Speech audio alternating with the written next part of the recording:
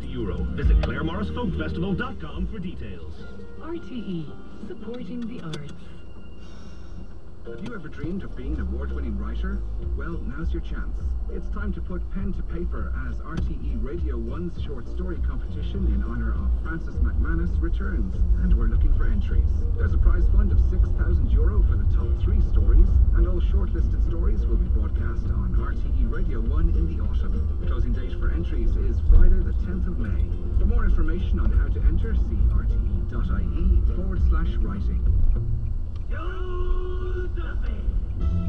Talk to Joe on 1850-715-815. 51551 is our text number, joe@rte.ie, and still the emails come. Hi Joe, I nearly died due to a registrar's inability to stitch me up, and doctors and midwives argued and shouted at each other, ignoring me. I was invisible. I gave birth to my baby boy vaginally. I was given an episiotomy by a midwife who, after she had it done, turned to the other midwife in the room and asked her, was it okay? The registrar was called to stitch me up. He seemed to be a long time at this, and I was starting to feel quite ill.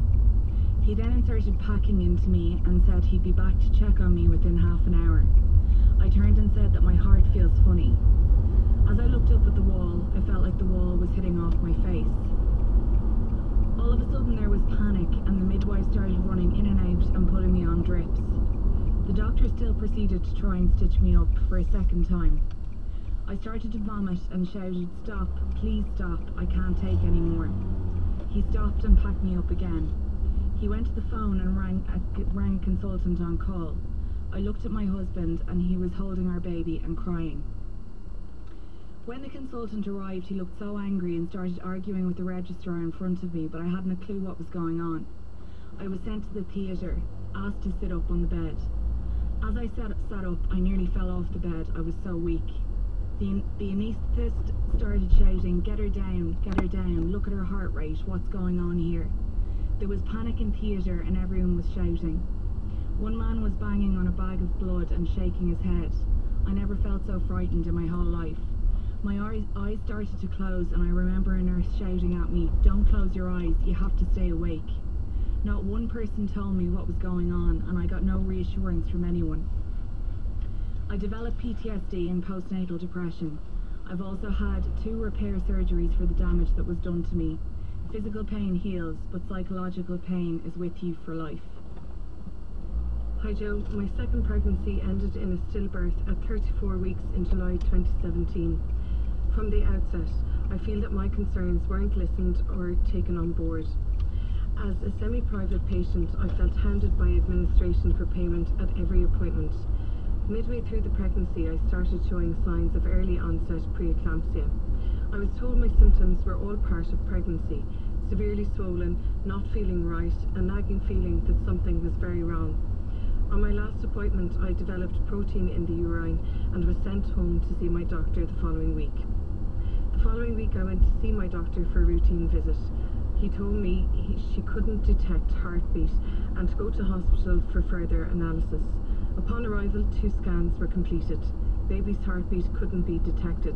We were both devastated and couldn't believe it at first. He was born at 34 weeks gestation. Upon delivery, I remember making the comment to the midwife that his placenta seemed very small, and she assured me all looked normal. I was a patient for 3 nights in a tiny single room.